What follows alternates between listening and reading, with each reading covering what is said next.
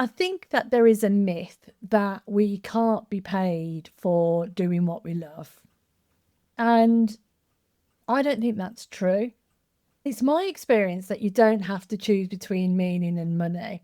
You find ways. There are so many ways. There are thousands of ways of being paid and being able to do the work you love.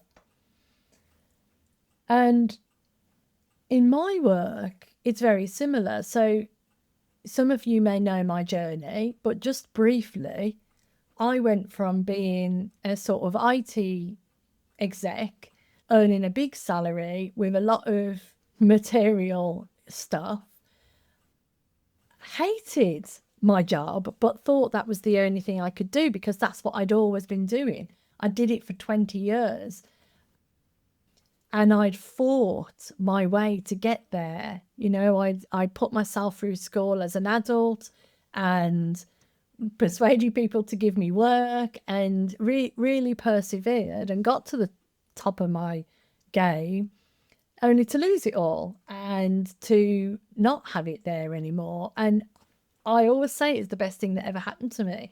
So like Steve Jobs, I then went and thought, well, I don't have to do that anymore because I haven't got a house, I haven't got a mortgage, I haven't got a car. So I can just do what I like now.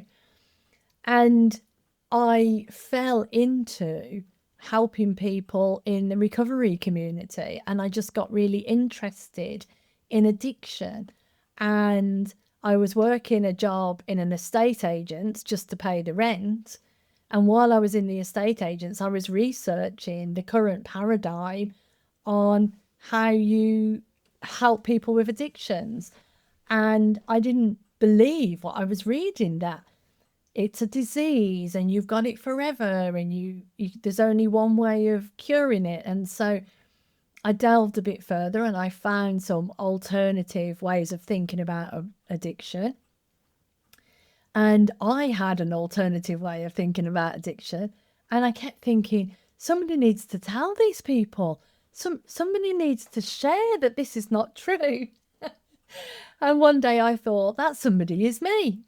And so I went out into the community and I just started sharing. Now I was working in a job and I was doing this for free because mostly the people that I worked with were people who had lost everything and people who couldn't afford even £25 a session, let alone £250. But I loved the work and I wanted to do that, and I didn't care that I couldn't get paid for it. So I was saying, right, what I will do then is I'll work and I'll do this in my part-time, in my spare time. But because I was passionate about it, eventually I started to think, well, could I work in this arena? What would that look like? How would I make a business out of this? Where might the funding be to enable me to work with the people who can't afford it? And so, you know, I went on that journey and learnt a lot of things along the way. And then, as you know, ended up working in prison. And my first contract in prison was £90,000. So I really see from that is that I too had that belief of, oh, well, people can't afford it, so I'll have to do a job.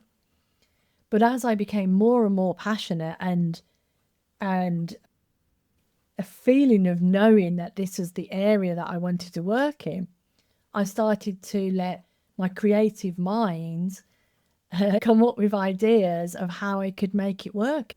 I realized that that is possible for every human being, no matter your circumstances, no matter your thoughts, no matter your financial situation, no matter anything.